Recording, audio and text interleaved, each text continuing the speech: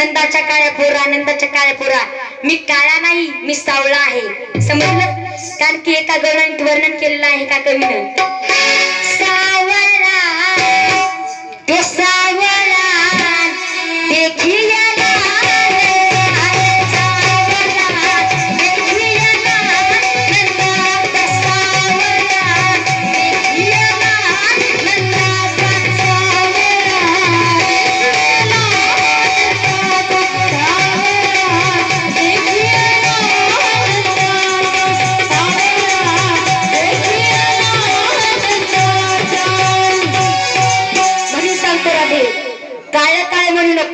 सावळा म्हण.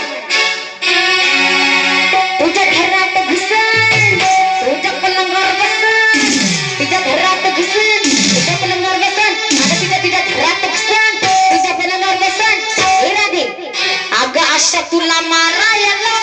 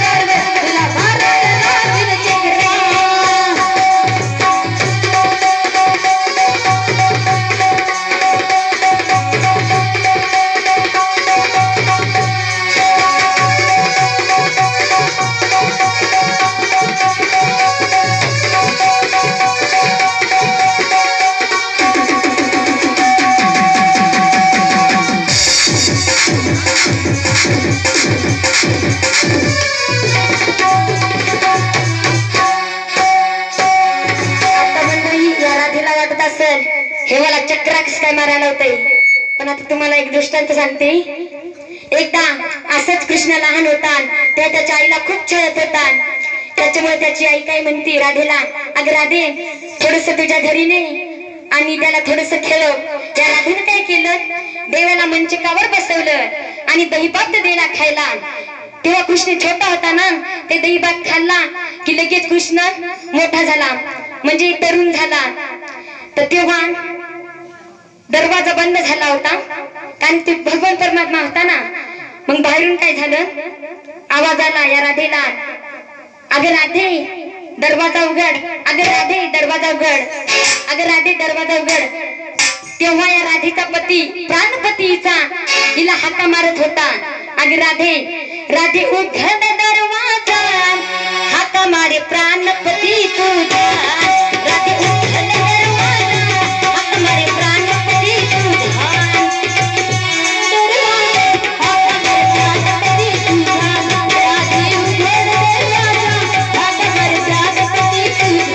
तेव्हा ही राधे आहे ना अशी कृष्णाच्या पाय पडत होती देवा देवा आता तुम्ही लहान व्हा खूप खूप अशी इकडे चक्र मारत होती इकडे चक्र मारत होती इकडे चक्र मारत होती खूप चक्र मारत होती कानाच्या पायी लोटांगण घालत होती राधेला दरवाजा उघडायला वेळ लागला कारण की कृष्ण छोटा होत नव्हता ना तेव्हा तिचा पती म्हणतो